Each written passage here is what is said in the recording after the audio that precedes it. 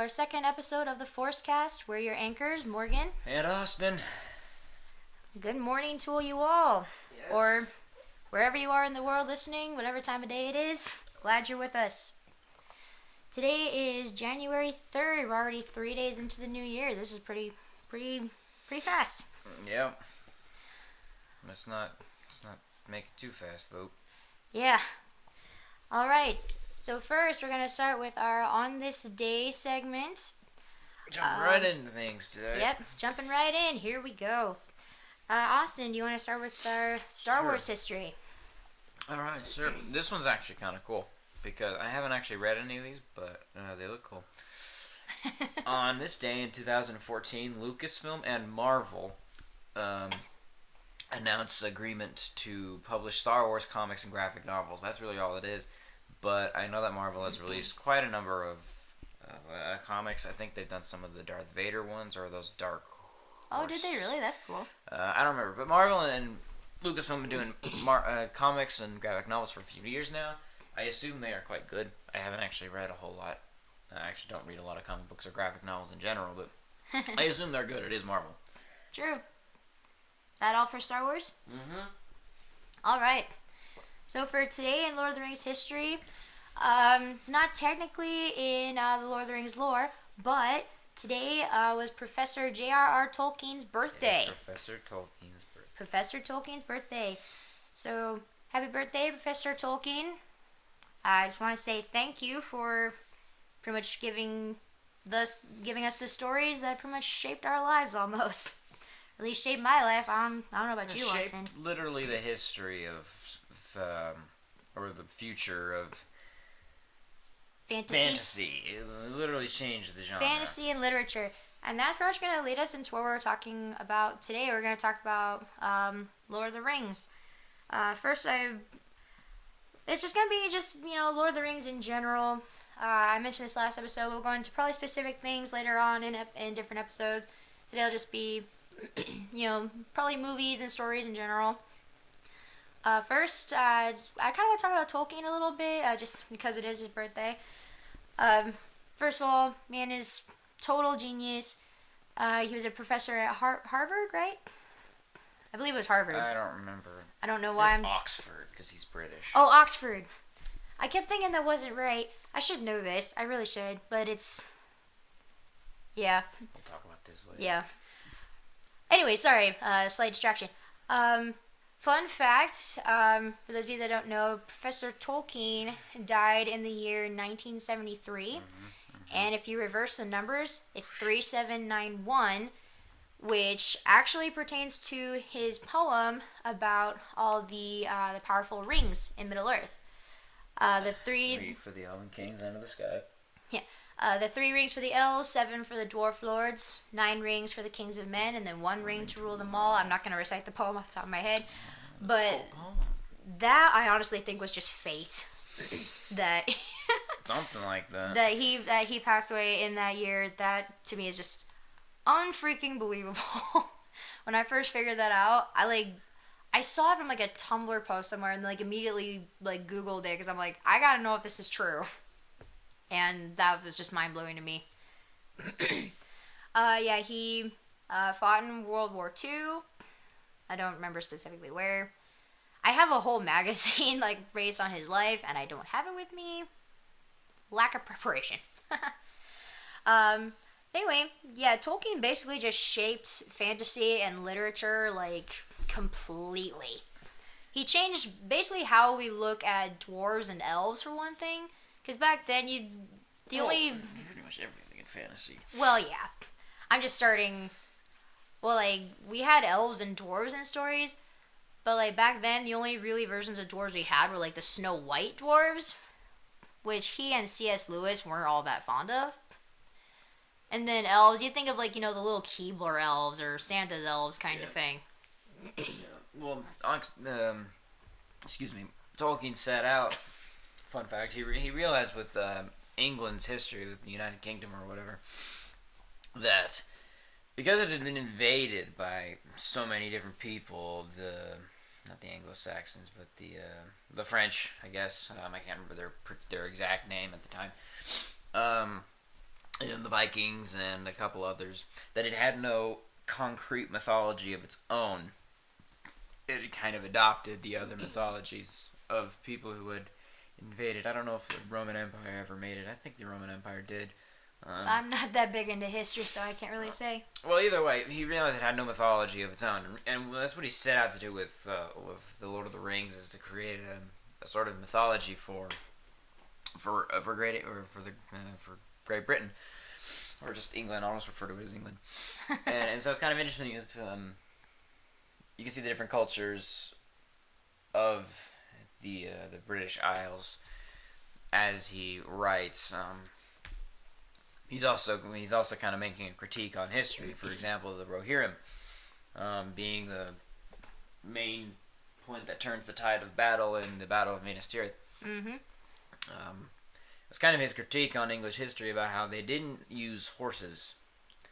I think the Celts used horses, but the English really didn't. And and kind of reading up on history, he's like, I think this would have been a good idea for the English, so they probably would have won more battles had they used more horses. That's true. Well, and that's just the genius of Tolkien, was he pulled from so many different cultures and races and stuff like that to create all of his different people in Middle Earth, which is, you got to know a lot about culture and history to really be able to do that. He was a professor. He was a smart man. True. And because of him, we now have hobbits, halflings, hadn't been thought of before. Orcs, too. And orcs, yes. Although he didn't trademark orcs. No, he didn't. Notice in Dungeons & Dragons, they're halflings. They're not hobbits. Hobbits are trademarked. Orcs are not. Yeah, hobbit trademark, orcs not. And that's why... That's why they're in everything except for... Yeah. Hobbits are in nothing. Orcs are in everything. Yeah, pretty much. Although no one is Uruk-hai, which is honestly cooler. Yeah, the Uruk-hai. Yeah, that I thought was an interesting concept. Crossbreeding. Was it elves and orcs? Yes. No, orcs and goblin men for Uruk-hai. Why am I am blanking on everything this morning. Orcs were once elves. I'm the one who just woke up. I should be the one doing it.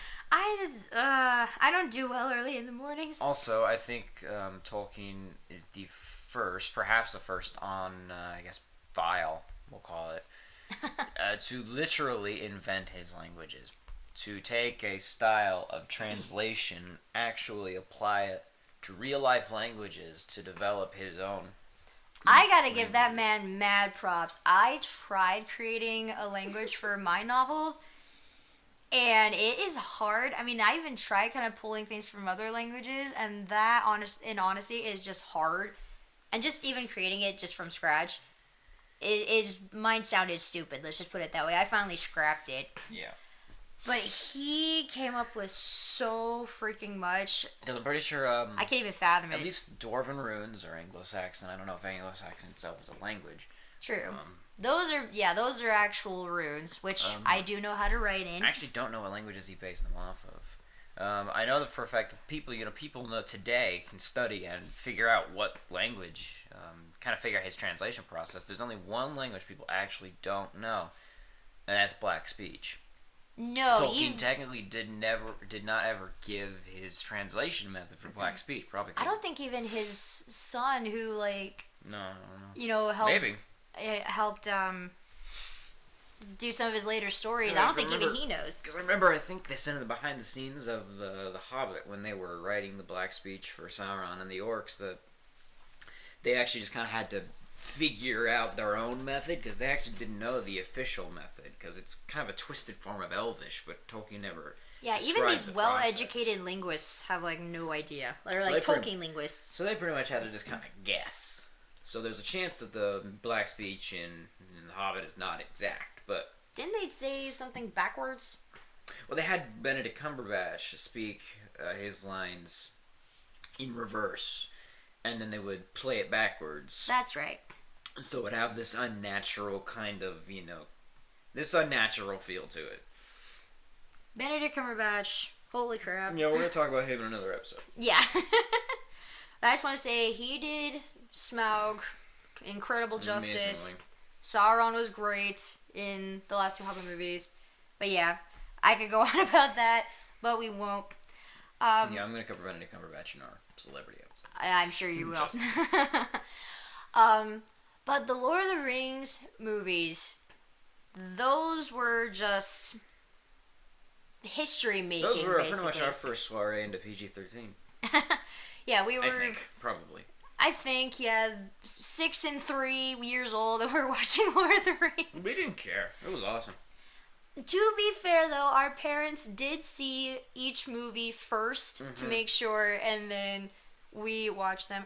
From what I remember, I actually stumbled upon them by accident. Our mom and dad were watching them. It was the first movie. They were watching in the living room. I came in, and I specifically remember is when Gandalf was having his epic moment on the bridge in Moria against the Balrog. The guitar solo. Yeah, the guitar solo of the movie. Movie's guitar solo. Oh yeah, and he had the "You shall not pass" moment. I saw the Balrog, fall, grab him with his whip, and I'm sitting there thinking, what is this movie? This looks so cool. And then they later show us the whole movie, which was pretty awesome. The pirated version. We're not gonna lie. Yeah, we will admit. My parents bought the pirated version. Honestly, those are the only movies that they ever got pirated. But then we bought the normal ones and the extended editions. Oh yes, Only way to watch it, unless you're watching it with riff tracks. Riff tracks will explain in a different episode. Yeah, we'll need to do an episode on riff tracks. And also for Return of the King, they actually did pull us out of school. I was 4th grade, I want to say. Well, Maybe probably not that old. Yeah, maybe not. Maybe like 1st or 2nd grade. We were pulled I don't even know. We were pulled out of elementary school to go see Return of the King. That was kind of fun to brag about the next day because my friends were like, "Why'd you leave? Why'd you leave school?" And I said, "I went to go see a movie." And they're like, "You can't do that." Yes, you can. I did. I remember that was like the coolest thing. Well, and then, admittedly, when the Hobbit movies were coming out, it was the year that Battle of the Five Armies came out, and so it was 2015. Yeah. Yeah, 15. No, I think it was 2014 because the first movie came out in 2012. Okay. So, yeah, so it had been 2014. And it was just before Battle of the Five Armies was about to come out, and they were having a... Yeah, that's right. Yeah, they're having a special showing at IMAX, and they're actually showing the first 2 movies back in theaters, and they're showing Battle of the Five Armies, 2 days early. So, of course, we were like, heck yes, we're going. And so, Austin was able to leave school early, and I took a half day at work, and we went and saw the movies. Which... 2014, yeah. Yep, 2014. So yeah, the only times we will ever skip work or school for movies is just for Lord of the Rings or The Hobbit. That's pretty much it, and it was worth it. Despite the fact we went home sobbing that day, but it was a lot of fun too, because it was so much fun. It was several straight hours of The Hobbit in IMAX 3D. Which honestly, I will say this about The Hobbit: The Hobbit had the best 3D of any movie I've ever seen ever. Oh my word! Because it was filmed in 3D. The freaking concept art was filmed in 3D, was done in 3D. Alan Lee and John Howe, the quintessential Tolkien artists. Oh, I love those two. Even before the movies, they did artwork for the books, were hired, if you don't know this, were hired by Peter Jackson for the Lord of the Rings and the Hobbit trilogy. As concept artists, which is kind of just pure Tolkien right there. Well, and they had done art of Lord of the Rings even before the movies, They had done it long, so there was hey, we got to get these guys. My bad, I missed that. And they would draw the concept art. They would draw the same picture, but one in red and one in blue, and then they would kind of superimpose them over each other, kind of this old-fashioned 3D thing. You gotta be art geniuses to be able to figure that out. Well, they probably just drew one normal picture and then just copied it. But still, even then, yeah. You know how detailed they get. Oh yeah, they're amazing. But so they filmed the 3D, and so the 3D was it was so subtle sometimes, but it just looked so good. It was honestly, especially with Smaug, when Smaug's right in front of your face in full 3D glory, it was just amazing.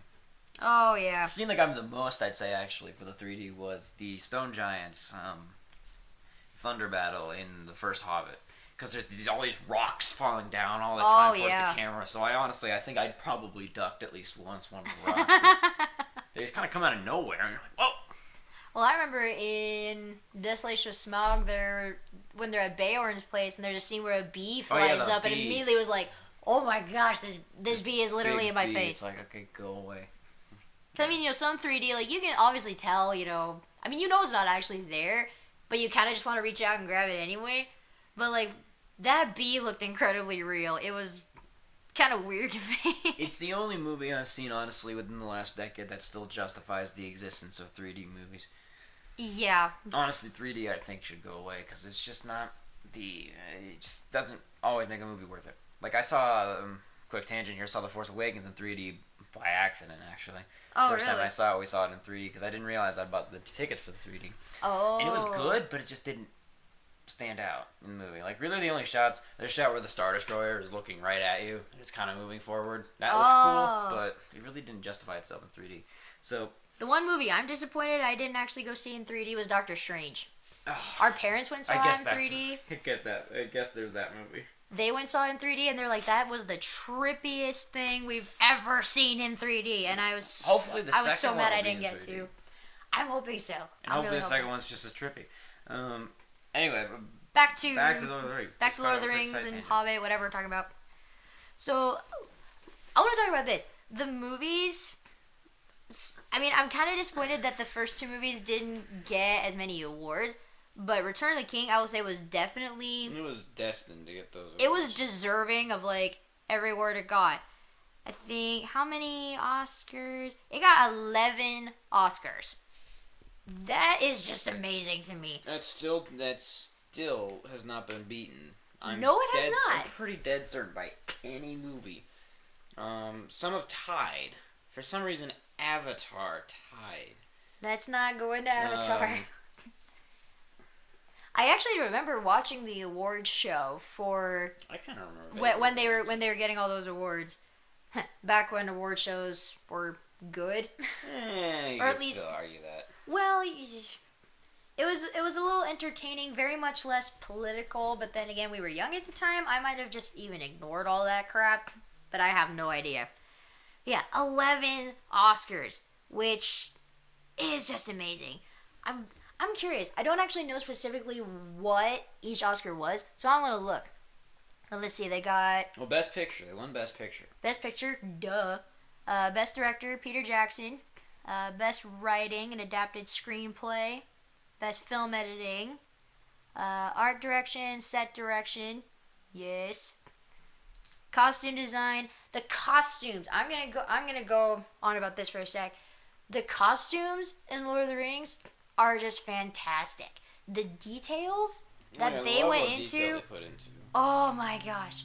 Just like every little stitch was so nice. But not just that, like they just were all just unique, you know? Well, we have very respect for the people who made both trilogies because of the level of detail they took for things you wouldn't even see. There's an entire part of Beorn's house in the second Hobbit movie that they don't even show. That's pretty much an intricate carving of Yggdrasil from Nordic mythology, because that's kind of where Beorn comes from. The life tree, the world tree. It's not even in the shot. It's not shot at all in the movie, but they put it in there. And like some of the costumes, the dresses, they'll have like elven languages sewn into it. I know they carve runes of some kind. Yeah, I know they carve black speech marks into the side of Grond, which you can't even see because it's always filmed in the dark. Well, and there's never a really big close-up shot of Grond where you can even see. No, there's not, but they put it on there anyway. Because why not? It makes sense. I mean, those things that are going to be like just wide shots, you think, oh, we'll just, put a little bit of effort into it. You would think that just like, I wouldn't say normal directors, but maybe directors that didn't care, things like that, just wouldn't do that. Cause or maybe not directors, but, art designers. Yeah, just like, art we're not design, going to show costume this. design. Let's not worry about it. They don't care. They want to create a full thing. They are incredibly detailed, which we gotta give those people props. They are fantastic. Let's see, the other Oscars that Return of the King got: Best Makeup. I mean, you gotta give it that. There's some characters in there that go through a crap ton. You think it probably got a little tired after you're at the Oscars and after the 10th award, Return of the King gets another one. You're like, oh boy. I gotta go back up to the stage. I'm talking about everybody else. Yeah, well, that too. Yeah, Return of the King. Yay, Return of the King got another award. Hey, you know what? Yeah, let's see. Like I said, Best Makeup. There are some people in those movies. Once again, I gotta give them so much credit because they would sit through hours upon hours of makeup. I mean, the guy that played Lurtz, they said, what, 10, 12 hours of makeup? Oh, yeah, it takes forever to... That those poor orcs. guy. Those stuntmen and women in those orc and Uruk-hai costumes. Yeah, the orcs and the Uruk-hai. Those guys had to go through so much makeup. And it's definitely not comfortable in that. No. Those prosthetics. And John Rhys-Davies. That poor man. Oh, yeah. For those of you, you don't who... know, yeah, you don't know Yeah. this story. For those of you who don't know, John Rhys-Davies, who played Gimli, was actually allergic to the prosthetics that he had to wear on his face. And multiple actors have said that his eyes would swell shut, but most of the time in the movies, like, they're wide open, so I don't know if that's digital Probably or... because they filmed it as quick as they could after putting the prosthetics on. Probably. But, like, by the end of, like, all their filming, like, the skin around his eyes was just dead and raw red. I've seen pictures. He didn't look all that great. But that he poor still guy. he still loved filming the movies. Oh, of course. He loved it. He loves the movies. He loves the lore, the culture, but Well, and then by the end of the filming, cast and the crew and all that. right. Well, by the end of filming Return of the King, just kind of as a joke, they gave him his last prosthetic mask. They threw it in the fire. He threw it in a fire. And gladly. I don't remember who said it, but somebody said, I'd never seen a man move so fast to run to the fire. Throw it in it. Yeah, that poor guy. I felt so bad for him. Yes. So we knew we would not be seeing any sort of Gimli cameo in The Hobbit with him. Which was Sadly, unlikely no. anyway, but still. And he did say in the behind the scenes I'll never again footage. play a dwarf. Yep, he swore he'd never play a dwarf again, which is kind of sad because he was an you gotta incredible give it dwarf. to him. I mean, that would suck. And that's 14 months of filming. That took 14 months for all 3 movies. And 14 months of constant allergic reactions. I know. But he still is great. And heck, he was, I mean, again, I like to say this about some movies. Perfectly casted, honestly. Oh, gosh. Everyone in the movie was cast perfectly. And I say actually the same thing about Harry Potter. Casted perfectly. Because, I mean... I'll give it that. Christopher Lee, fun fact, guy who played Saruman, Christopher Lee. Christopher Lee. Incredible man. Most interesting man in the world, to be perfectly honest. He actually knew Professor Tolkien. If you didn't know this, he was friends with him, actually. And he actually got Professor Tolkien's blessing to play Gandalf, ironically. Yeah. But I would say I think he was a better Saruman than he ever would have been a Gandalf. He kind of fought to get the role of Gandalf at first, but then when he was working with Ian McKellen, he was kind of like, okay, this man I think will do wonderfully as Gandalf. And later was like, McKellen yeah. makes more sense as kind of the kind-hearted firework delivering wizard. I mean, Christopher Lee's almost always playing the bad guy, so it's like you can't see him anything but. And he made such a good Saruman. And he loved playing Saruman. He admitted it. He loved playing Saruman. He would have loved playing Arwen, for crying out loud. That is not a version I want to see. I mean, he would play anybody. He probably would do a one-man stage show of Lord of the Rings of him. I'm sure he would have. He just as long as he got a chance to be in a Lord of the Rings film. That man read the Lord of the Rings every year for who knows how long in his life. Since it was written.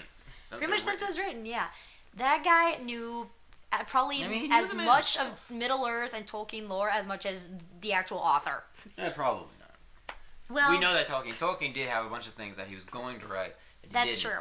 Christopher Tolkien, his son, has said a few, has like released, I guess not released, but has talked about a few of the things, like, because I think he has his dad's journals and other unfinished writings of things he was going to write about that he didn't get the chance to.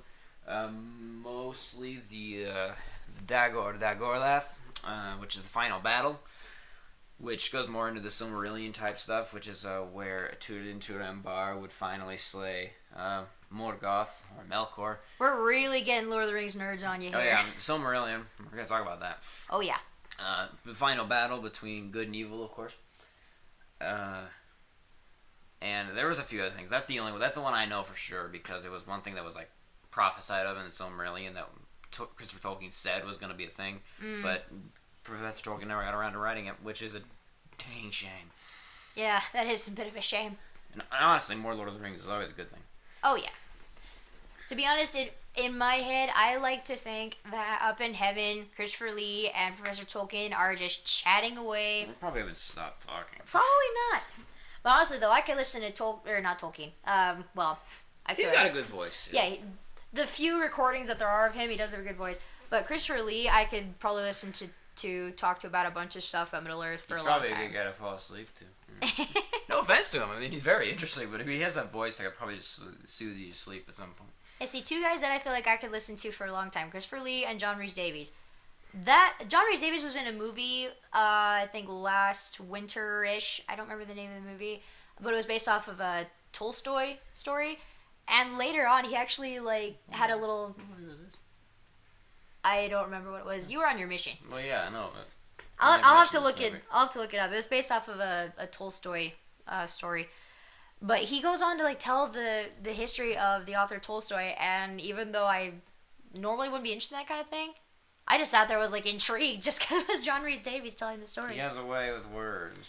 He does a way with words, and if you have not heard him recite Luke chapter 2 with the for the Christmas story. Oh yeah, for the Christmas story, yeah. With the not the movie The Christmas Story, as in the actual Christmas story from the Bible. Yeah, the Christmas story from the Bible. If you have not heard him recite that, look it up on YouTube. I'll see if probably posting a link. What are you looking at? It's John Rhys-Davies. Oh, gotcha. Anyway, sorry, a little distracted there. Austin was showing me something. Yeah, I'll post a link to that on our YouTube link. It is very entertaining. Back to the Oscars for Return of the King. After Best Makeup, they also got Best Music. Let's talk about the music for a sec. Austin and I are big music people, but we love the soundtracks. We are soundtrack people. Oh my gosh. And all respect to John Williams. I mean, I love John Williams' music. You got classics like, the Star Wars themes, Jurassic Park, Superman. Indiana Jones. Sure, several. No. Yeah, he did Indiana Jones. He even did the Harry Potter theme. That's true, he did. He only did the first movie, but he did the main Harry Potter theme. But Howard Shore. And the big reason why the music of Middle Earth was so important, why I'm glad they chose to go with musical themes. Because one thing I think is a dying art is the musical theme. Yes. For instance, and I know I'm going to bag on this movie a lot, and I apologize maybe if you liked it, but I know the internet doesn't really like this movie. The Justice League versus the Avengers. The Avengers has an amazing theme. Very simple. Play it very infrequently. They very infrequently play it in its fullness. But it's still a theme. You hear it, and it sparks an emotional response. You hear it, and you know it's the Avengers. Yes, and it sparks an emotional response. Justice League did not have that. It was just action movie music, which it's the Justice League. I mean, it's Batman and Superman. They have iconic themes.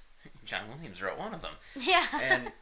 And so it sparks an emotional response. The reason why it's so important that they chose music themes for Lord of the Rings is because in the Silmarillion, which if you don't know what that is, it's kind of like the Old Testament of Middle Earth. It kind of tells the creation, the history, the fall. Literally the very beginning. The beginning, the fall from grace of one of the strong ones who becomes Melkor or Morgoth and becomes pretty much the devil.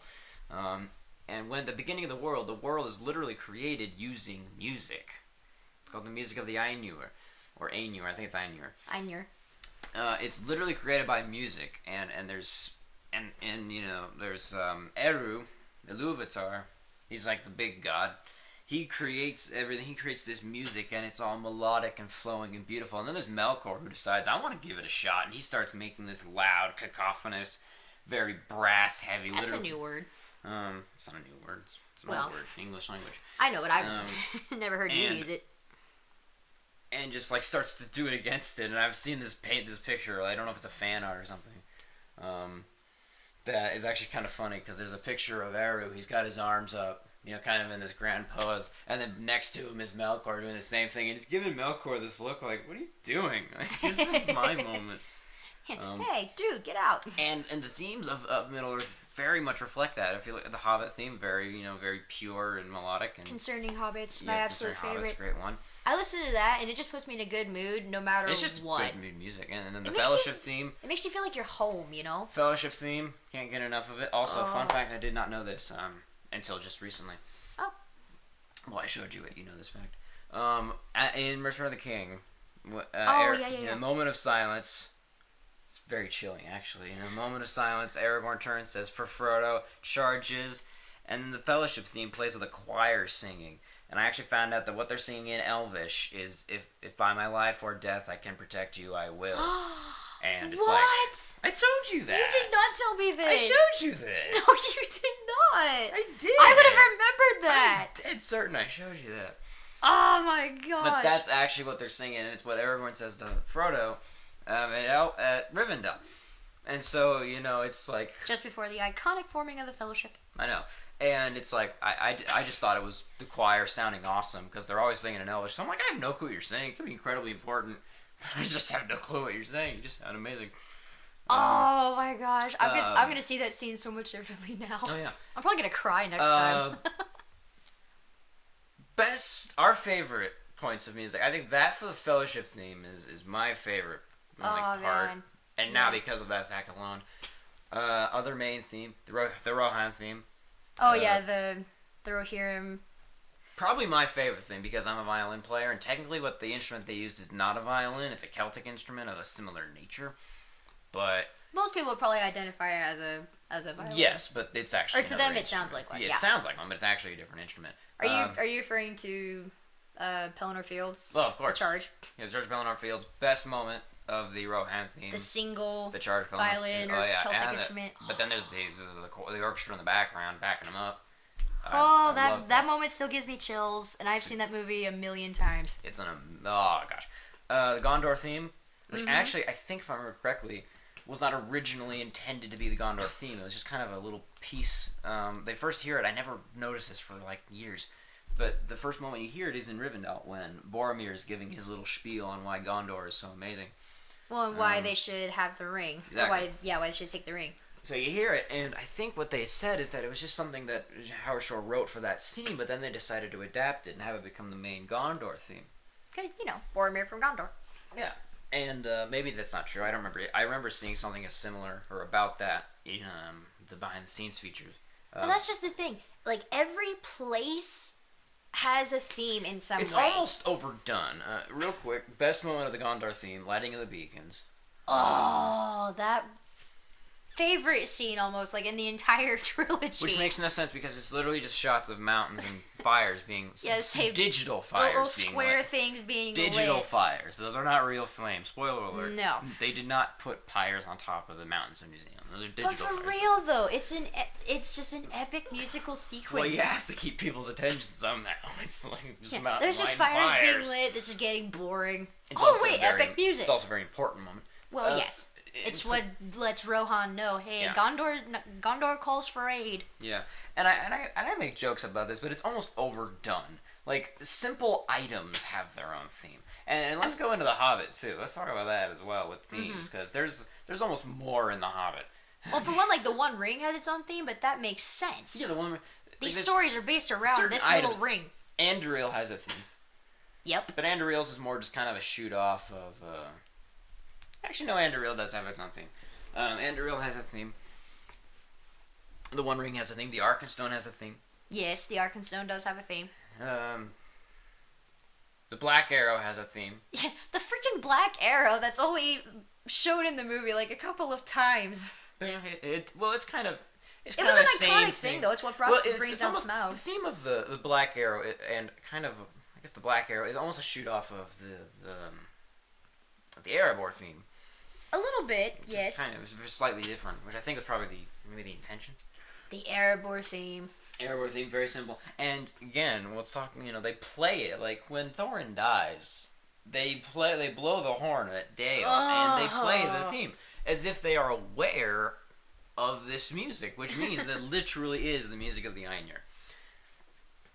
You really had to jump straight to Thorin's death. Come on. Sorry, well, it's like we're talking about musical themes and how it interplays with the universe itself. I know. I'm sorry. One theme I am upset we did not get enough of in the movie is Dane Ironfoot's the third Hobbit movie, because there's a bonus track on the soundtrack that is it's Dane's theme played on bagpipes. I was so looking forward to this scene where this army of dwarves comes over a mountain and is just led by a march of bagpipes, because he is as Scottish as all get out.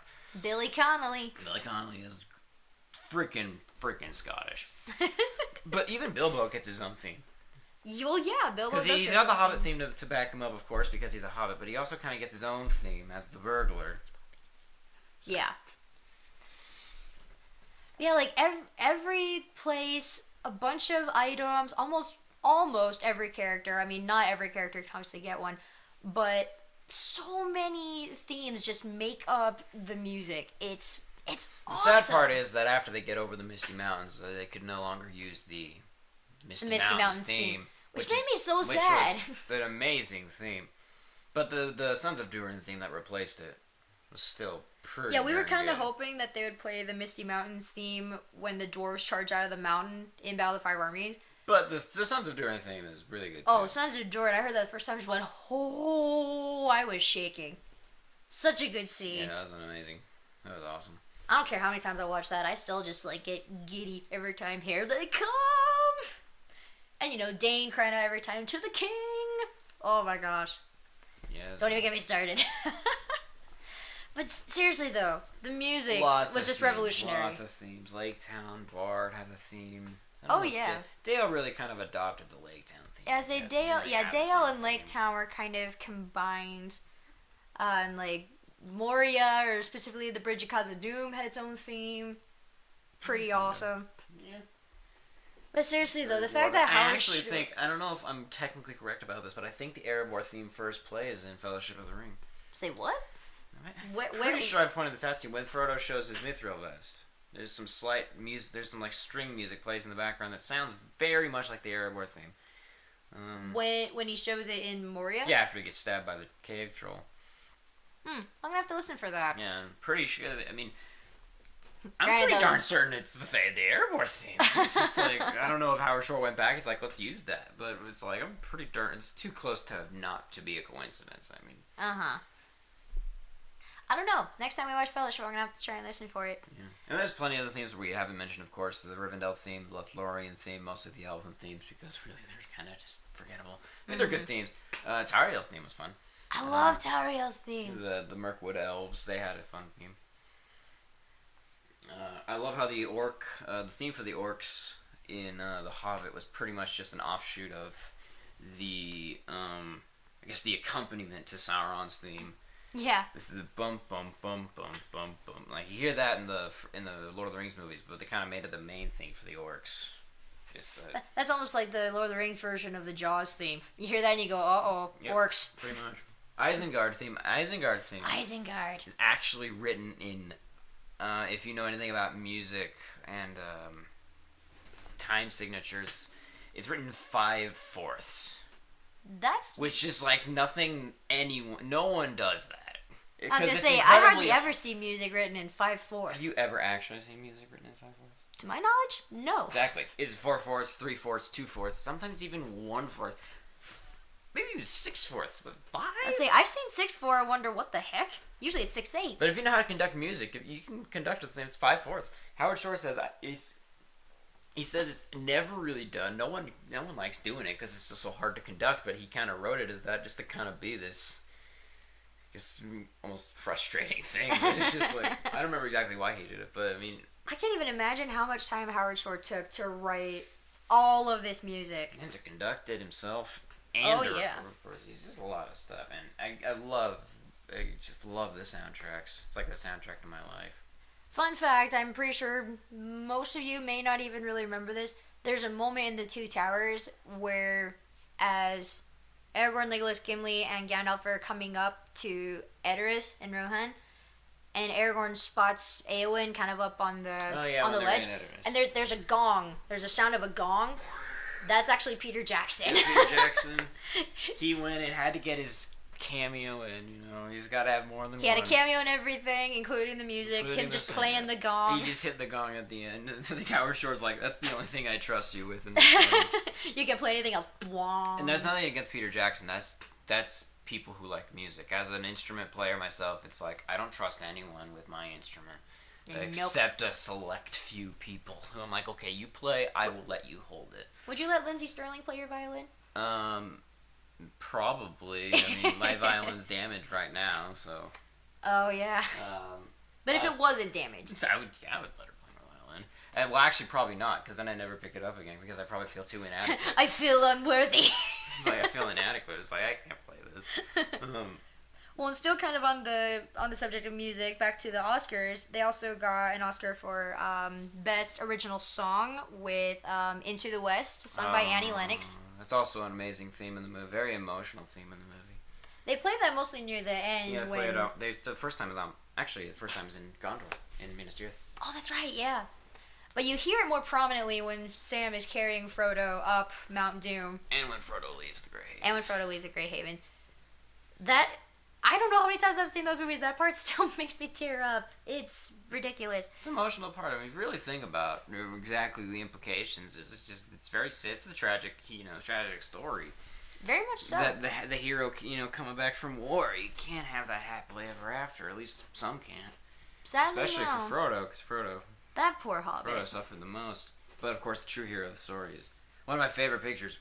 It's of the Fellowship in Rivendell. that iconic shot of. In Rivendell at the Council of Elrond when the Fellowship is finally formed. And it shows, and it's captioned, the Fellowship at 100% power, or 100% strength. Yeah. And then they cut off most of the picture because Sam and Aragorn are standing right next to each other. So it cuts off everyone but them, and it says the Fellowship at 99% strength. The real heroes. Exactly. I mean, we love every member of the Fellowship. For their own individual reasons, of course. Legolas because he says the most obvious things, and he's always trying to get his shot in the camera.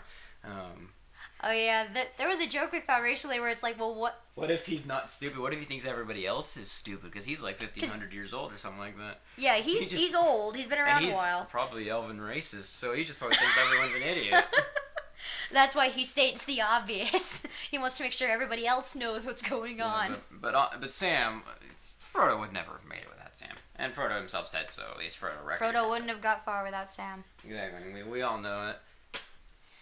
I mean, I don't mean to bag on Frodo. I love Frodo. He was an amazing character, but he's almost like Harry Potter. He could not have done everything without the help of his friends. Literally, Harry Potter could not have done anything. Mostly without Hermione, kind of without Ron, but mostly Hermione. Ron's like it. At least in the movies.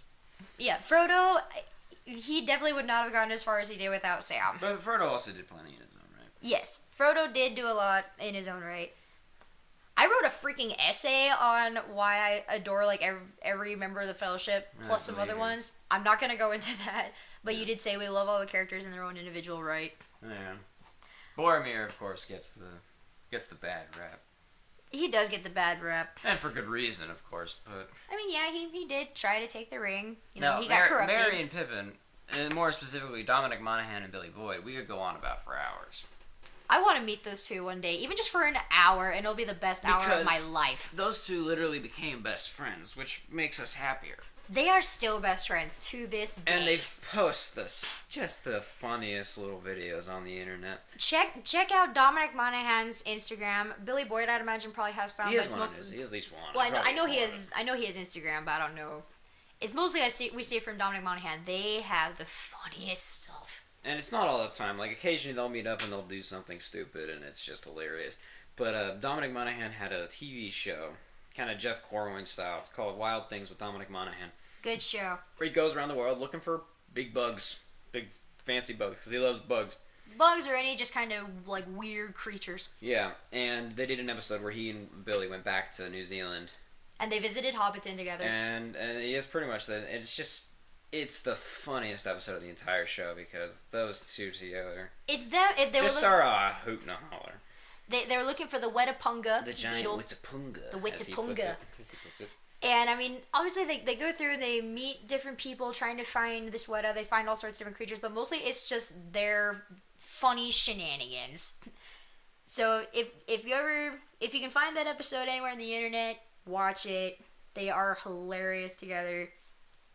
And Dom does make a couple. He makes some Star Wars jokes while they're in Hobbiton. Which yeah, because he's a big Star Wars. He's also going to be in episode 9, by the way, Dominic Monaghan, and I'm hoping that he gets a cameo for Billy Boyd, because that would be hilarious. Yeah, just see Dom and Billy with a cameo in Star Wars. That'd be great.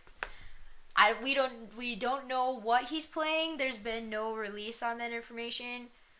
I kind of want him to play a stormtrooper so he can make the joke, "You're too short for a stormtrooper," but that's already been done. Yeah. I get the feeling he might be, a rebel or something, but who knows? We honestly don't know yet, but we'll figure it out. I can't wait to find out.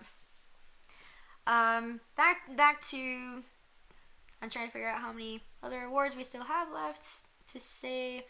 Like I said, original song with Into the West. Austin and I tried to perform that song back when we were in high school. Sadly, didn't get the chance. Because your choir teacher was bogus. Yeah, we won't go into that. That's a long story. But yeah, it was my senior year, Austin's freshman year. It was the only year we had in high school. I was going to sing it. Austin was going to play it on his violin, but sadly we didn't get to do it. Kind of disappointing, but it is what it is. Let's see. Return of the King also got the award for Best Sound Mixing and Visual Effects. Oh yeah, I believe that's all. The sound effects they did, because I've watched the entire behind the scenes thing on the extended editions, which is hours long. So have I. And some of the stuff they did is just really cool. I mean, I kind of want to go into making movies, my career wise. And so watching that stuff is just fascinating, just the creativity, like the sound of, like how they created Treebeard's voice, because they had John Rhys-Davies do Treebeard's voice, and he would do it, but they would play it back through just like hollowed out wood to make it sound like wood. I remember, of course. They made part of the Balrog sound by literally just scraping a cinder block across the ground. And which, honestly, just thinking about that kind of hurts my ears. And you think that'd be a weird sound. Well, you kind of hear it when you really think about it. You can just think about the True, Balrog yes. sound. And, like, the sounds the Balrog makes in Moria, just, like, the echoey effect. They actually went to, like, an abandoned tunnel in New Zealand somewhere and played it in there. They had to create a whole new, like, visual effect, like, program just to do the flames for the Balrog. Yeah, and it looked amazing. Heck yeah. Honestly, Balrog, I mean, again, this is one of the reasons that Lord of the Rings is so amazing, is that its visual effects and everything holds up by today's standards. Sometimes you go back and it's like a movie that was once considered good, by today's standards, the acting might not be good, the dialogue, the visual effects, but yes, usually the visual effects are like, Lord of the Rings oh gosh. Now, some of our favorite things in Lord of the Rings is to notice some of the mistakes. Some of the little oopsies, like when the three hunters are running across the plains, one of Gimli's boots falls off. Yeah, you see him. But he doesn't stop to pick it up. He just keeps running. Helm's Deep, when the orc battering ram or the Uruk battering ram breaks through, and they start working towards the door, you can actually see a camera at the bottom left-hand corner of the screen. Our favorite, or at least my favorite, Aragorn chops Lord's head off. Very Monty Python. Come at me, you pansy. And as he's running towards Boromir, in the middle of the screen, an Uruk-hai... Not in the middle of the screen, it's the far left. Far left side of the screen. An Uruk-hai sits up. Which I'm pretty sure he's supposed to be dead, and you just want to yell, Aragorn, look out! Yeah, the stuntman obviously forgot when he should sit up, so he sits straight up. I didn't notice it for years, and then one day I was watching it. We only noticed that like a couple years ago or something. Because there's this Uruk-hai just like, what? Is it time you cut yet? There's also this scene, it's in the extended edition, I believe. Oh yeah, there's a scene where you see Galadriel on her boat. Oh yeah. And she's just standing along, just sailing. But if you look in like the back left corner, you see there's a crew member. You see a crew member like crouching in the grass. Road, yeah. I mean, in full broad view, like you can see him. He's just. I mean, there's there. enough mist, you can kind of miss it, but if you're looking closely, you can really see it. We love noticing, and actually, it's a funny thing. Peter Jackson also loves this stuff too. He loves it when I think Dominic Monaghan said he loves it when people come up to him and say, "Hey, did you know that there's this little technical oopsie or something like that?" He loves that. One of my favorites. One of my biggest questions is that in Helm's Deep, when they make the final charge out, also a wonderful use of the Rohan theme. Heck yeah. When they're working their way down the causeway, Aragorn and Theoden and Legolas in the front, they're swiping their swords at these Uruk-hai, but then there's like 6 dudes in the back. All the Uruks are dead, and they're swinging their swords. Like, why? They're swinging their swords really at nobody. Also, one of my favorite, another technical oopsie, along the same lines of that scene, there's an Uruk who phases through Legolas's horse. Yeah, like the right leg of his horse. That's when you really gotta look closely for. The Uruk just phases through his horse. It's kind of basically just watch Legolas's horse, and you'll see it happen. You'll see it. Yeah, see, it's like now Elsa's that hair, it just phases through. Yeah, see, now that we've pointed out some of these technical oopsies, you all are gonna go watch Lord of the Rings and look for them. If you see it, you're never gonna unsee it.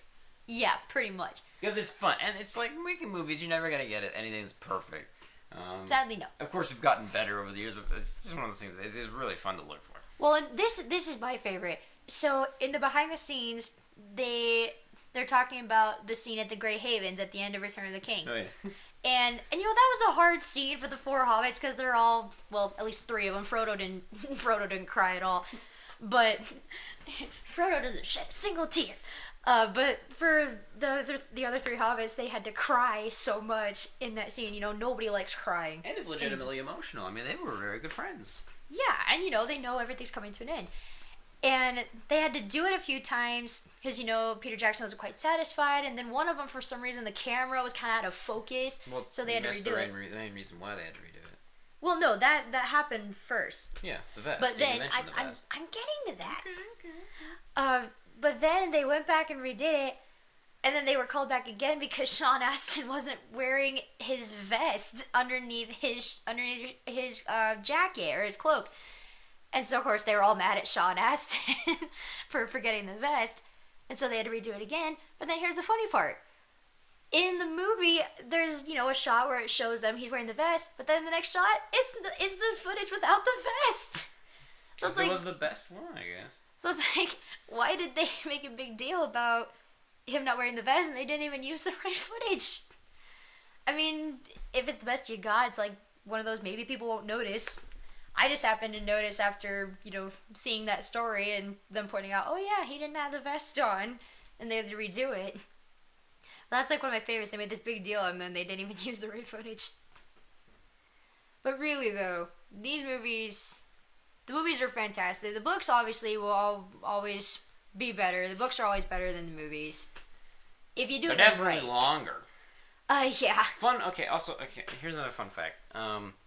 Everyone talks about how the Hobbit was split into 3 movies. It was originally going to be 2, but then Warner Brothers decided let's do 3, which is kind of funny. In reverse, when Peter Jackson first took the project of Lord of the Rings, New Line wanted it to be 1 movie. Which would have been impossible. I mean, you could probably leave out the entirety of 2 Towers. I mean, so they wanted the entire trilogy to be 1 movie. I think Peter Jackson either talked them out of it or they figured out this ain't gonna work. But nope. I'm glad. Not if you want it to work right. I mean, if you thought people complained about Tom Bombadil not being in the movie, you would have left to leave out probably the entirety of Rohan. I mean, you could easily leave out Rohan. No I'm glad they didn't because I love Rohan. Well, I mean, it's just that in terms of where the important plot points take place, yes, of course, Rohan did save Gondor, but you could easily just skip past Rohan, go straight to Gondor, and just have Gondor have a bigger army. True. I mean, it would have been an impossible movie to do. There would be no way. I mean, but frankly, I like that Peter Jackson made The Hobbit in 3 movies. Oh yeah, I honestly don't have much of a problem with it. I know there will be people that argue with me on that. Sorry. But, I mean, they were able to flesh it out more, and plus they were able to pull things from the appendices that happen in that same time frame. Like the whole thing with Dol Guldur. Well, that was literally the only thing that they pulled was the Dol Guldur. Well, yeah.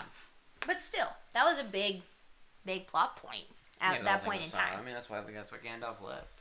Then, hey, it gave us, Middle-earth fans 3 more movies to look forward to instead of just 1 or 2. I mean, it's fine with me. I mean, and really, a lot of people say it didn't stick to the book, which, honestly, it stuck to the main plot points. The journey was the same and honestly, in terms of where they went and how things went. Honestly, I felt like it was better in some ways because, I mean, people don't like the character of Azog, but at least it gave a sense that they were being followed, they were being tracked. It gave there was some villain. urgency to it. Because, I mean, I've read The Hobbit. I think twice or 3 times maybe, but it's most of it is them walking and complaining about being hungry, which does Yeah. not make for much compelling cinema. No, especially if you're gonna be like, oh, this will be like Lord of the Rings. Unless it's like an Adam Sandler film or something. I don't Oh know. gosh. But it's like I enjoyed that aspect of it, and of course there's so many of the lines that are taken straight out of the books. The entire first my first hint that these are going to be great movies was when Bilbo first starts talking to Gandalf. That entire scene was taken The whole verbatim. good morning monologue. I heard that and went, yes. Well, that whole scene almost verbatim out of the book. They might have left out one or two lines, but that whole scene's like one of my favorites in The Hobbit. Mostly, again, just with the good morning monologue, because it makes you really think. what like, does it mean? He's breaking down the phrase "good morning," and you He's never just think of being- that. He's just being a hole. Martin, Really? and when we talk about perfect castings, Martin Freeman as Bilbo Baggins. Nobody else could have done it better. Nobody else. I mean, the funny thing is, he wasn't trying to just do his version of Ian Holmes Bilbo, but in doing so, managed to do Ian Holmes Bilbo. Because their acting style is very much the same. I think Ian McKellen said filming with Ian Holmes was fun because Ian Holmes, as an actor, doesn't like to do the same thing whenever he does a second take. He likes to try to change it up. Yeah, he'll give do them things kind of options. differently. Martin Freeman's the exact same way. If you watch some of the behind-the-scenes stuff of the takes he does, even by himself, the whole scene with Smaug, he pretty much did by himself. There's a woman off camera. It's not even Benedict Cumberbatch. It's a woman off camera. Didn't even get Benedict. What the heck? Reading Smaug's lines, and he's just reacting to her. But even his stuff by himself, he's just doing a bunch of stuff. Some of them are funny. Well, and Some his of them are- mannerisms were kind of similar to Ian Holm too, and we're looks just very like, much the same too. we're like, dude, you look just like Ian Holm. There's some lines you just look at, you just listen. It's like that's Ian Holm, but he's not even trying. That's the best part, and that's Martin Freeman was amazing as Bilbo. He's incredible. And honestly, the three best scenes of the entire trilogy, not necessarily in this order, but the meeting Gandalf, Yes. Riddles in the Dark, Mm-hmm. and Bilbo and Smaug. Three best scenes in the entire freaking trilogy. Pretty darn much. And they're almost verbatim out of the book. I mean, Yeah. and it's just... And that's just it. People complain it didn't follow the book at all. It's like, how much did you even read the book? Because there's plenty in there that they pull from the book. And actually, Ian McKellen, like, multiple times, well, I shouldn't say multiple times, but a few times, like, pulled out a copy of The Hobbit and, like, told Peter Jackson, he's like, actually, we should use this line because, it's straight Tolkien, it would work in the scene, and this is how it should go. And Peter's like, oh, yeah, I forgot about maybe that line or something like that. Ian McKellen tried to keep things pretty much as close to the book as they could. But honestly, in terms of like the general gist of the story, it was close. It was pretty close to the book. Everything happened in the way that it should in terms of where they went on the journey. Mhm. Mostly people just don't like the additions that were made, like Azog, Tariel. I will fight you on Tariel. I will say that right now. I love her to death. She's an amazing character. But remember what we said last episode about wanting to keep things civil. Morgan will not actually fight you. Don't try me. I have fought people, but I don't want to One here. that we can agree on is Alfred. Why was he in the movie? However, I will say this. I saw a video once, and this video was the very reason I stopped watching these kind of videos on the internet. I hate these clickbait videos that just are angry, okay? Again, I've talked about how I don't like negativity and angry stuff. That's why I don't watch any video on The Last Jedi. I just won't. Yeah, pretty much. Because it's just nonsense, really. This guy was talking about how The Hobbit was just a Peter Jackson cash grab, which one makes no sense because firstly, Peter Jackson was not the original director, fun fact. No, it was For The not. Hobbit, it was Guillermo del Toro, and I'm really glad he was taken off because Guillermo del Toro makes some odd movies. He hasn't been doing so well with some of his movies lately. He got a Best Picture last year for one of his movies. Shape of Water, that was his movie. Oh, One Best Picture. Shape of Water, really. Yeah, but that was his movie. And that's why I'm glad he was taken off The Hobbit, because he makes some weird movies. He was the original director on it, and so the reason that they got Peter Jackson is because Guillermo del Toro left because he didn't like Warner Brothers, which is rightly so because they caused a lot of problems for this movie. They brought Peter Jackson in so they could stay in New Zealand and stay filming there because that's Middle Earth. New Zealand is Middle Earth. You don't cannot go do it You don't anywhere go any else. other place. If this new Lord of the Rings show is not filmed in New Zealand, there might be problems. Unless they find a really good-looking place, but I Maybe doubt it. Switzerland, I don't know. But either way, I'm pretty sure directors, maybe George Lucas will get a direct cut of the profits. I don't think directors do. I think directors get just as solid, and he doesn't own the rights to this stuff. Frankly, So- I don't know about that kind of stuff. I'm pretty sure he would just get kind of paid a straight salary by Warner Brothers. Maybe get a bonus if the movies do well.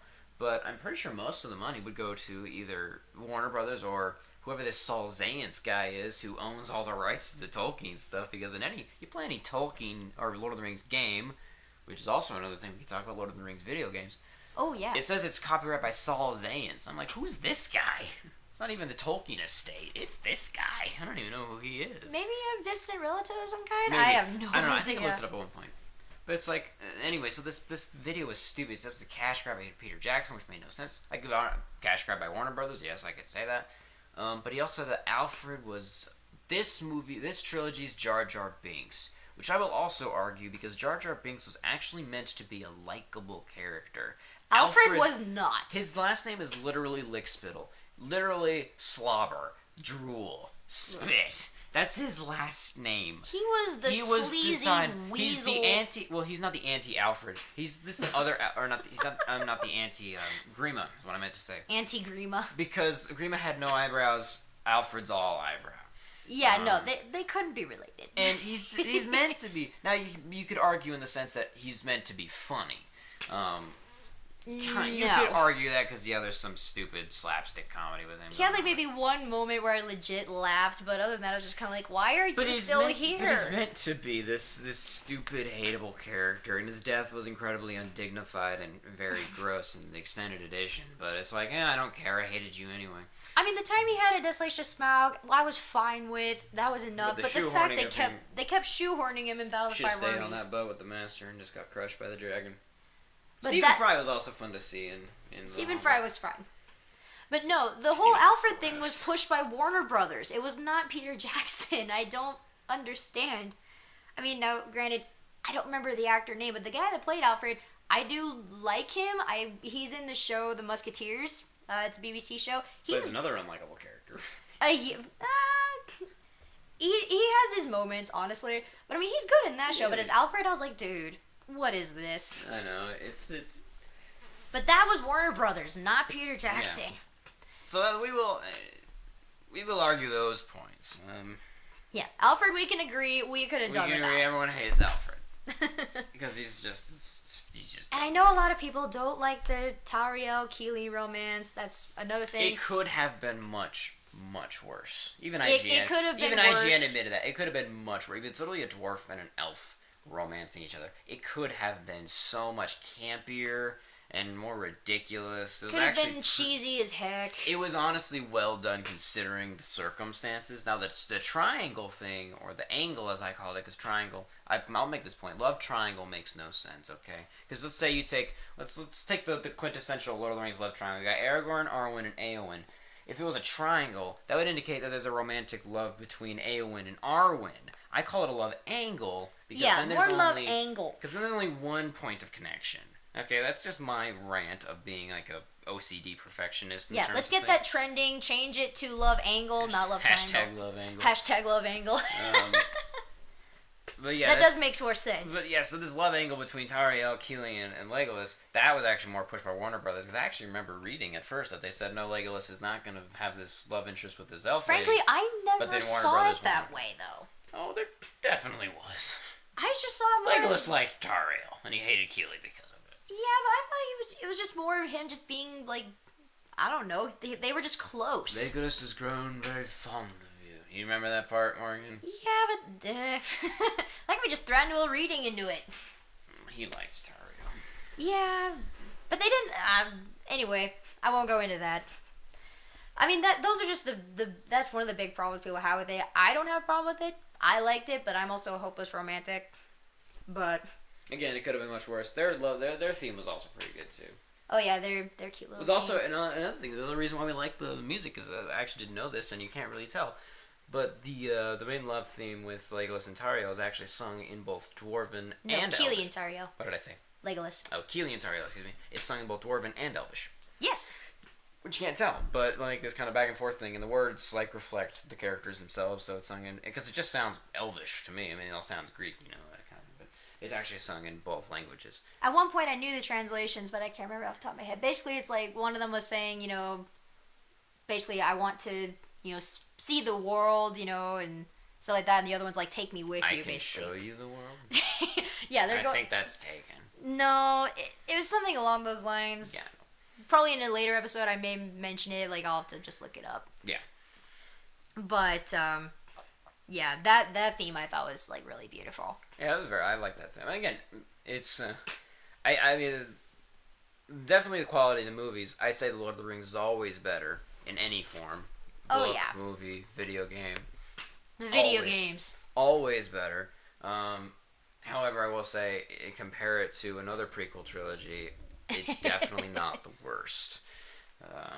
Definitely not. I think Hollywood should just stop doing prequel trilogies, or just prequels in general. Unless they're like standalone prequels are okay. But as we're seeing, at least what I think with Fantastic Beasts, we should just stop doing prequels. Can we just all agree on that? Let's just stop making prequels. Yeah. Unless they're good. I mean, if you can make a good prequel. But I even used to joke Peter Jackson pulled a George Lucas. He did the story that came before the main one, like years later. But at least that one was a written and established one. It was, yes, That it was didn't written and actually break established. some continuity with its freaking lore. But anyway, Oh yeah, because keep going on with that. Tolkien wrote The Hobbit first, and then like And then Lord of the Rings. yeah, he didn't even really intend to write Lord of the Rings, but it happened like years later. Yeah, right. And yeah, there's some I think there's there was some a point. continuity. I think that there was a point where The Hobbit was the second most sold book. First one being the Bible. Yes. More people were buying. Like that's up there, man. Like, I think the Bible continues to be every year the most widespread read and bought book. Which we're not going to talk about religion necessarily, but it's just one of those things that's in there in the world. And The Hobbit was second to it. Like that's pretty widespread. Go Tolkien, come on. And Silmarillion, we could go on for hours about Silmarillion. But I think we could take a minute to talk about the Lord of the Rings video games. There's so many Tolkien fans that want that to be made into a movie, but honestly, It's gonna be impossible. It'd have to be a CV series or just one part of the book. if you don't know, like we mentioned before, if you don't know the Silmarillion, it's pretty much everything prior to the Well, it also Hobbit and Lord of talks the about Rings. Lord of the Rings. It talks about the. Well, yes, it does. It talks about the Easterly landing on Grey Havens, Gandalf getting the Ring of Fire, and Yeah. even talks about the battle, the final battle. It talks about But there are so many stories in that book that. that it's like, Amazing stories too. oh yeah, they're amazing. You can't make it into one. You movie. It would cannot be do impossible. one movie. That has to be either several movies or a TV show. Because you either get the world's longest prologue. Yeah. Because you could easily put the whole music thing with Melkor, the two lamps, the two trees, the Silmarils. You could put that in a prologue, and you would cut out a lot of really great materials. I mean, Melkor. Oh yeah. Melkor's a terrifying guy. And the dragons. I mean, Angband. And it's just this great history. There's one story that deserves to be made into a movie. It's Beren and Luthien. That is my favorite story in that which whole also book. has its own book in and of its own right. Yes, which I own. And Beren and Luthien actually are the ancestors of Aragorn. Yes. They're like the prototype Aragorn and Arwen. Well, Because they were the first. because he's a man. He's an immortal man. She's an immortal elf. They will fall in love with each other. So she forsakes her immortal life for him, and they have children eventually. Didn't he have Barahir was his father, wasn't it? Barahir. Yes. Aragorn has the ring of Barahir. I'm pretty sure Barahir was Beren's father, Yes. and that ring gets passed down all the way to Aragorn. I'm gonna say this right now. Luthien is a badass. boss. She's She is a boss. She literally like creates like flowers and everything green just walking around, and her voice. She throws down the walls of Sauron's fortress with her voice. Yeah, Sauron also gets more in the Silmarillion. Yes, he does. Which is fun to picture as Benedict Cumberbatch. One of the most terrifying fan arts I've ever seen was Photoshop of Benedict Cumberbatch's face on a guy with Sauron's like armor, and it works so much perfectly. I'm like, if this needs to be a thing. They need it because Sauron was not always the Dark Lord. He was the second in command to the Dark Lord. To Melkor, right? Yeah, it's yeah. Morgoth, Melkor, same guy. But yeah, Sauron gets his butt kicked by a girl and her dog. Granted, this dog is a wolf. It's huge wolf. She rides him like a horse. And she saves Beren's butt literally from Sauron and from death itself. That's also why I like the story. It's the woman pretty much always saving the man. But Beren also does his fair share of action. Yes, he does. Saving, Beren is really cool. She gets captured by Morgoth and he comes in. Don't they get a Silmaril? Yes. They got one of the Silmarils. Well, that was her father. Again, blanking on the name. There's so many weird names. But her father basically said, if you bring me a Silmaril, this powerful stone, then you may have my daughter's hand in marriage. Yes. So And Beren loses a hand in the process of getting this Silmaril. Oh yeah, it gets eaten by the evil wolf, and it gets stuck inside the wolf. Uh-huh. So yeah, and they get it back later. Yeah, they do get it back later. It's very Sharknado. Beren going through with a chainsaw. No, not quite. But yeah, for those of you who don't know, in the beginning of Middle Earth, we're gonna talk. They had to make light sources. The Valar, the gods. Two of these were trees: a gold tree and a silver tree. Well, Melkor or Morgoth, I think it was just Melkor at this point. Went to the giant spider Ungoliant. We don't even know where the heck she came from. Nope. She is the mother of Shelob.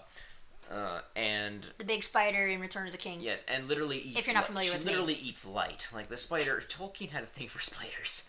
And then, funny enough, Peter Jackson, who made the movies, hates spiders. Well, he hated spiders too. I mean, it's kind of theorized because Tolkien had a run-in with like a big, humongous spider when he lived in South Africa. I don't think I think it fell in the garden, and there was just this huge spider there, and I think it.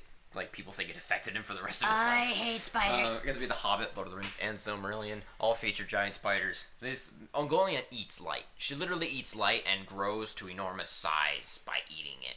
So, Melkor is like, hey, we want to mess them up. I'll cut the tree open, and you can eat its light. So, Melkor cuts open both trees, and Ungoliant eats the light. And later, there's an elf named Feanor. He's like one of the elf kings. He makes the Silmarils, which like kind of are meant to kind of try to recreate the light of the two trees, and eventually they create the sun and the moon. But the Silmarils are pretty much the whole thing, and it's called the Silmarillion. So it kind of revolves around these stones, which one of them might be the Arkenstone. It's theorized, yes, that the Arkenstone is a Silmaril. So yeah, and Melkor, Melkor likes to mess everything. He gets his hands on all three Silmarils and puts them into his crown. It's amazing fan art of Melkor's crown. Oh, yeah. With the Silmarils on it. He puts it in his crown, and so like now everyone wants these Silmarils. The one thing I will say with the Arkenstone theory is it was said that pretty much no one could hold the Silmarils like in their hands because it would burn them. But there are multiple times where it shows people holding the Arkenstone and nothing happens. And people also wonder, because the Silmarillion I think came out last. I think so. Technically. And so, it's one of those things that did Tolkien intend for it to be. And here's the reason why. Because the Silmarillion, again, this whole entire conflict is revolving around these rocks. Eventually, the sons of Feanor, whose names I can't remember. Probably all started with F. No, one of those Mithros. I really need to read this book again. And I don't remember if Erendil was not a son of Feanor. Don't ask me. I couldn't keep the lineages straight. Well, the Silmarils are gotten back from Morgoth. Morgoth is defeated. He's sent into the Doors of Night, which kind of like leads to another dimension type thing. It leads to the Void, which Gandalf mentions, and Galadriel. But they all end up in different places. One of them ends up in the earth. I think Mithros, he literally throws himself into the earth with the Silmaril to protect it. One of them that's where the theory of the Arkenstone comes in. Yes, so kind of the theory is because it was found in the middle of the mountain. My theory is that the Silmaril, because I think they have these magical properties, kind of like makes the Lonely Mountain. Because this is still a long time before. I mean, maybe... Oh, yeah, well before. It kind of makes the Lonely Mountain and... like creates this wealth of gold and jewels beneath it just by its very presence in the earth and makes this mountain. Yeah, if you're a big Lord of the Rings Silmarillion fan, let us know what you think. Do you think the Arkenstone could be a Silmaril? Do you think it's just some bright stone that just happened to be in the middle of the mountain? Let us know what you think. But I mean, it also has the argument that people want the Silmaril. They see a Silmaril, they want it. It's the same way with the Arkenstone. They see it and they want it. Like. Another one ends up in the ocean. Yes. And one of them ends up on the boat. They make boats, kind of very old ancient mythology. The sun and the moon are boats, literally glowing boats. By the way, I recommend the Silmarillion over the Book of Lost Tales. It's more detailed. The Book of Lost Tales is more detailed, but it is much, much longer. Have you read the Book of Lost Tales? There's two parts. I started because I found it in the library. And it's told all as a guy telling a story. I don't even know where the guy was at. Like, a guy comes into town and there's a storyteller and he tells the story. The Book of Lost Tales, I think, has the interaction between Thorin and Gandalf and Bree. But that was like the only thing that I honestly got out of it. Yeah, it is so much longer. It is much more, and it's almost more boring. The Silmarillion is interesting, but they make these boats, and in the big battle where they try to get back the last Silmaril, the bad guys do. Erendil, who I believe is the father of Elrond, Yes, he is now the one driving the boat. He's driving the moon boat, and he takes the Silmaril with him. And we'll talk about it in Calagon and our He becomes a star, doesn't he? No, he's still driving the boat. Oh. I'm trying to remember how they came with the light of Arendelle. I don't know. I'm pretty sure he's still on the boat. And he's still piloting the moon boat. Clearly, I need to read this book again because he remembers so much more about that than me. Well, I looked it all up on the wiki a lot. Oh well, yeah, that's true. And coolest moment, and Calagon the Black, Oh, who is referenced in the Lord. I wonder how much Tolkien, because he's mentioned in the Council of Elrond. If you don't know who Calagon is, he is a giant dragon. Which he's a dragon who gets killed, falls out of the sky, and breaks mountains. If you thought Smaug was big, we want to see Calagon full size. Calagon literally could crush whole mountains with his foot. Didn't he break Angband? He did. He fell on top of Melkor's fortress and broke it. He is giant. There's a comparison, like a dragon comparison thing out there. It doesn't give his actual size, so a lot of this is conjecture. Yeah, just conjecture. But basically, Smaug is tiny. Smaug is an ant compared to Calagon. It's like in Harry Potter when they have in the fourth one when they have the little bitty dragons to say which ones they're gonna fight. Smaug is like the itty bitty Hungarian horntail compared to the actual Hungarian horntail in scale difference. Which we actually are going to, in, I think, about 2 weeks. We're going to talk about dragons. We're going to have an episode on dragons, which you probably should have saved that for that, but whatever, you may just hear it again. But we'll talk about it. But Calagon is mentioned in the Fellowship of the Ring. Gandalf mentions him in the Council of Elrond. Huh. Because he says, they talk about how to destroy the ring. And Gandalf says, not even Dragonfire could melt the one. Not even Calagon the Black could melt the one ring. Good Gandalf. Thank you. It's not my best, but the Council of Elrond is such a long chapter in the book that I forget. It's like the shortest scene in the movie, longest scene in the book. The only thing I really remember is, Bilbo was actually at the Council of Elrond in the book. He recites his Aragorn poem, and Aragorn he recites the, all that is glitter does not gold, not all those who wander are lost poem. All that is gold does not glitter.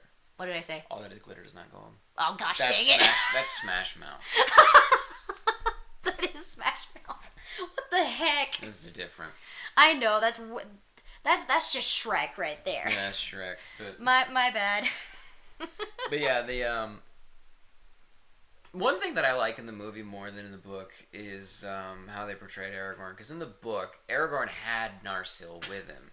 And he had that for a long time. He gets to Rivendell. He's like, all right, reforge this. This is the Sword of the Kings. Reforge it. Make an Anduril, the Flame of the West. And he gets it, and he flaunts it wherever he can. I remember when they met. It wasn't Éomer in the books. It was another Rohan dude who was banished. Which I'm glad they kind of phased him out into Éomer because it made it more special for Éomer. Yeah, it made more sense. Because they meet this guy, and he's a Rohan guy who got banished, and he literally pulls out the sword and holds it to the sky and says, I am Aragorn, son of Arathorn, heir to the throne of Gondor. This is the sword. He goes to Edoras. He's like, don't touch this sword or you'll die. And then he gets to Minas Tirith, and he's like, no, I don't want to be king. He's like sneaking into the city because he doesn't want to be king. Made much more sense in the movie. Well, then they finally figured out when he goes to the Houses of Healing, and he's like, okay, yes. The king would have a healer's hand. Yeah, it's fine, I'm the freaking king. Yes, I am the king. It made more sense in the movie that he didn't really want to be king. Also, another thing, a line that I never realized the significance of in The Return of the King, which, again, I wish sometimes they would explain this more, and maybe it's more for just the really diehard fans. When Elrond comes and gives Anduril to Aragorn, in Elvish, the last words they say to each other are, I give hope to men, right? Yes. I give hope to men, and Aragorn gets this look of recognition on his face, and he says, I keep none for myself. It just seems kind of like a cool line between pseudo father figure and son. Those are actually the last words Aragorn's mother said to him as she died. Okay, that makes much more sense in context. Yeah. Well, yeah, especially when you know that, it makes the scene much more powerful. And you can see it on his face. You can see it on his face when he hears it. And now that becomes a much different thing. It's kind of this, hey, look, Well, and Aragorn has a ton of names. You hear a couple... Everyone has a ton of names. Everyone does have a code name, especially Elisar, Estelle, Strider. well. Aragorn. That's what I was gonna say. In the book, he is also called Estelle, which is Elvish for hope, and which I thought that was very interesting, especially since the last words that his mom said were, "Yeah, I give hope to men." And if I keep none for myself, being not selfish, she wanted her son to be king. She knew her son had to be king. It was his destiny. And it makes more sense also. Another thing we love about the extended editions is they help bring context to the rest of the other movies sometimes. Like scenes that you almost argue, why didn't you just include this scene at first? Like one of them is the scene where Aragorn visits his mother's grave in Rivendell. Which I think, in Fellowship of the Ring. Ring. Which I think kind of gives context to that scene. Again, if you know the line. I didn't know that for years. I found that out researching the internet, I think. Those are the last things Aragorn's mother said to him. When she died, excuse me. Yeah, that's just a really cool thing with Aragorn. And I like how they made him kind of humble, just he's saying, I don't want to be king, but yet he still recognizes He has to take it. Yeah, later on he's kind of like, I can't run from this. Well, and that's where this quote that I really like, actually from Kung Fu Panda, Master Oogway says, one often meets his destiny on the road he takes to avoid it. Which, if you watch That's So Raven, makes sense. Really, that's where we jumped to. Did you know they have another show of that? Yes, I did know that. Raven's Home. It's on Disney Channel. Yeah, it's about Raven and her kids. Which kind of makes you want to watch it, but at the same time, it's also Disney Channel in 2018, so you kind of don't want to. Who knows? But that line is so true, though, because, and that's Aragorn's whole journey is he wanted to avoid being king, and he did all the stuff to avoid it, and he still ended up being king. He later realized, I can't run from this. Because he had a duty, and he had to do it, and he had to fulfill it. Well, and the fact that he kept putting himself in this leadership position anyway, although granted, didn't work for you that way. That's not how you do it, Aragorn. There's a right way and there's a wrong way, and that's the wrong way. Yeah, if you want to avoid being a leader, don't be a leader.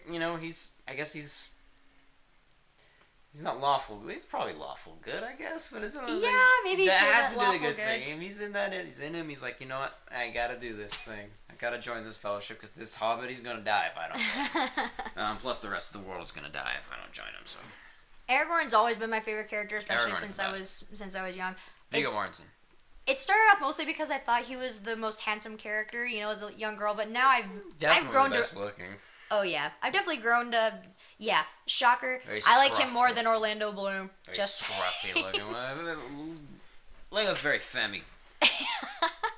But he was the heartthrob a lot of the time. Very scruffy, kind of. But I mean, I grew to understand his character as I got older, and just really how complex and just awesome he is. And Viggo Mortensen did him so much justice.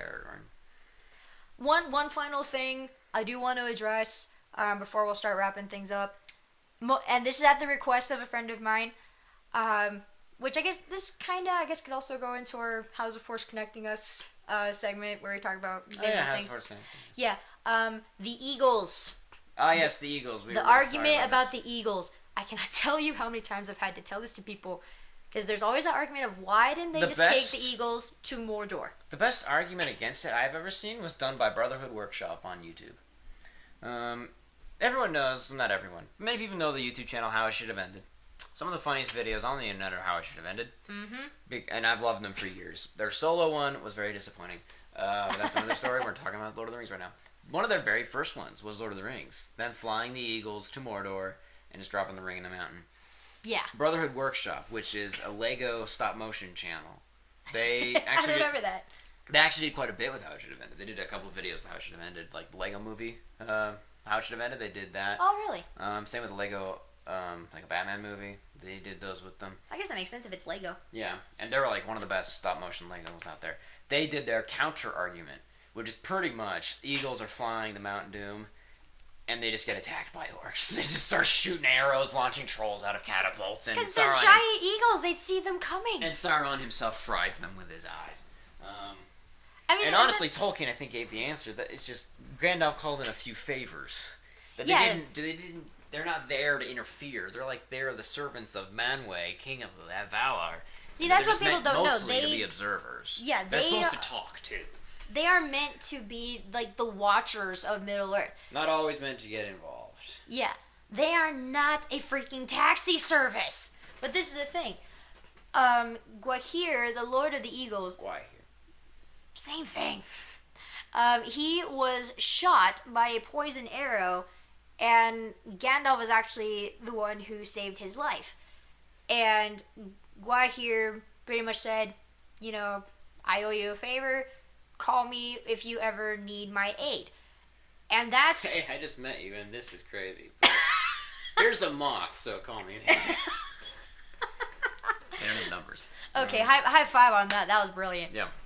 But yeah, and that's... And they explain it in the Hobbit as well. The Eagles say, look, we don't want to go towards Lake Town because they might shoot us down. They have a lot of bows and a lot of arrows. I mean, you could argue the Eagles could just fly at 10,000 feet and they wouldn't even see them. But, yeah.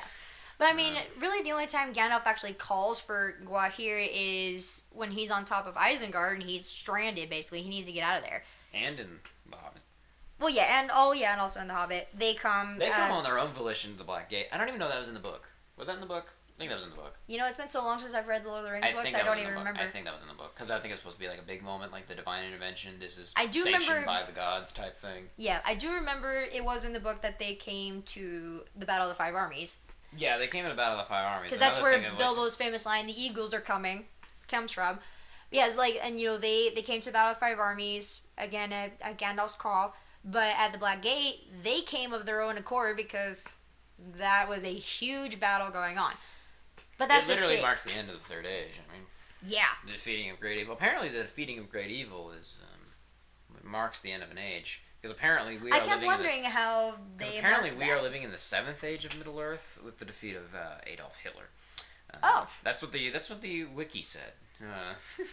Don't know if that's official, but I saw that on the wiki. So now what's going to mark the end of this age, I wonder? You would argue Bin Laden, but... Yeah, but wouldn't that technically put us in the 8th age, though? I don't know. Because Osama Bin Laden was a long time ago. That's what I read on the wiki. But, yeah, that was... I mean, it's the end of an age, and Sauron was the biggest threat to pretty much all of life at that point. Morgoth was gone. He's not dead, but he was gone. Sauron, his lieutenant, still doing his crafty deed. Sauron was a crafty son of a gun. But yeah, to those who argue that they could have just taken the Eagles to Mordor, no, they could have not done that. Also, they either would have been seen and shot down. Sauron would have fried them with his eye. Yeah, they would have been seen, probably killed. And they had Nazgul. Yeah, they had Nazgul, and you saw them fight in, the Battle of the Black Gate. Also, one of my favorite things in the Battle of the Black Gate, one of the Eagles attacks a Nazgul, and he falls off his fell beast. Like, you just see him fall into the crowd. It's like, oh, bye. What happened to that guy? Bye, Carl. Did he get back on his neck? Carl the Nazgul. Did he get back up on his fell beast eventually, go right towards them? Because he just falls right. You see him fall off. They animated it. It's like, oh, bye. But more than anything, the Eagles were not, like I said, they're not a taxi service. They don't just come whenever you want, just say, hey, take me somewhere. They were the guard, like the watchers of Middle Earth. I mean, a lot of mythologies have those figures that are sanctioned by the gods just to mostly watch. Yeah. And even the gods themselves, like... It was not their duty to interfere with these great... Like, let's ask this question. I mean, if you know the history of Middle Earth, because there's the Valar, they're like the main gods. They live in Valinor, the Undying Lands. But then there's Iluvatar. He's like the big god. He's not present on Earth at all, or on Middle Earth. Arda.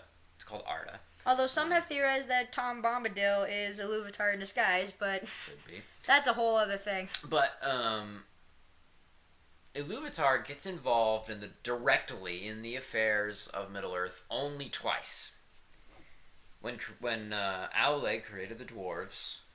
In secret, because Iluvatar, his children, as he called them, are the elves and men. I forget where the halflings, where the hobbits come from. But elves and men, the children of Iluvatar, they're like... So he was like, telling the Valar, prepare the world, I'm going to send my children to it. And Aule got bored, and out of the stone created dwarves. And without Iluvatar knowing. Iluvatar's like, no, Iluvatar knew. Well, he found out later after he'd already created them. They hadn't been brought to life yet. No, they hadn't been brought to life. Iluvatar brought them to life. Iluvatar's like, what are you doing? He's like, I'm creating. He's like, my children are supposed to be the first ones to walk this earth. Destroy them. So Aule goes to destroy them, but then he finds out these guys are alive. Iluvatar gave them life just to see if Aule would actually do it. He's like, okay, I'll put them to sleep. They can come out after my children. Okay. So the elves came first, and later the men. Iluvatar got involved then, and the only other time he got involved... Actually, I don't even know if he got involved in this one. the Isle of Numenor, where the Gondorians come from. Oh, yeah. Sauron worked his way up the ranks after Morgoth's demise. He worked his way up the ranks, basically became Grima to the king of Numenor, and convinced him, hey, you should go attack the gods. How convincing must how much natural 20s do you roll on your on your persuasion checks to get someone to go attack the gods? Then I think Iluvatar himself literally destroyed the Numenorian fleet. Because he's like, oh, heck no, bam! Sank Numenor into the freaking ocean and forever altered the face of Arda. So, like, when you look at a map of Middle-earth before, like, during the time of the Silmarillion, most of it does not look the same. That's because Iluvatar changed most of the landscape in punishment for them attacking for them trying to attack you the gods. You have the gall! It's funny because Sauron stayed behind. It's kind of funny to read. Sauron stayed behind. He's sitting on the throne. And he's laughing. He's laughing when he hears the thunder. He's laughing when he hears the ocean boiling. He's laughing at his own thoughts. Sometimes he just thinks funny things. I just think funny things. And he sinks into the ocean. He escapes, of course, with his spirit, but he sinks into the freaking ocean. You can say he died laughing. The only ones who didn't, of course, were Elendil, the smart one. Yeah. Elendil and his family and others came and were like, we're not going to go attack the gods. That's stupid. Yeah, are you mad? Why would you do that? That never ends well. I've seen Clash of the Titans. That doesn't end well. No, it does not. So it's almost kind of a funny story, but so you could argue, why doesn't Iluvatar just smite Sauron? Why doesn't Iluvatar do it? It's one of those things that's like, there's an order to things. It's like the divine intervention thing doesn't always happen like that. And the Eagles would be like, the next best thing in terms of beings in Middle-earth, and that was not their duty. Yeah, they were Manwë's servants. Manwë was Lord of the Air. He's very much Zeus, but not as much of a douchebag. The Valar of Middle-earth are actually quite good guys compared to the other gods of mythology who are really just giant tools. I mean, the mythology surrounding Thor is not Chris Hemsworth. He's very much a tool bag. You mean a tool bench? Tool bench. Tool bench. Shout out to Olin Rogers. Olin Rogers, great guy. Well, we're coming up on an hour and a half, I think. Yeah, about hour and a half-ish. I know, like we mentioned last episode, kind of near the end, we usually would have like a segment where we kind of bring up any comments people made or things, they want us to talk about. Really, the only thing that we had, at least that went with this episode beforehand, was just, again, my friend Ramona on Facebook said you should bring up the whole eagle bit, and that works with our topic being Lord of the Rings today. Other than that, we haven't had anything yet. Yes. If you have any comments or anything you want to say about what we've talked about today in terms of Lord of the Rings, feel free to comment on our YouTube link, our Facebook page, or email us at forcecast327@gmail.com. If there's anything you'd like to hear us talk about, same thing. Comment or email would be totally great.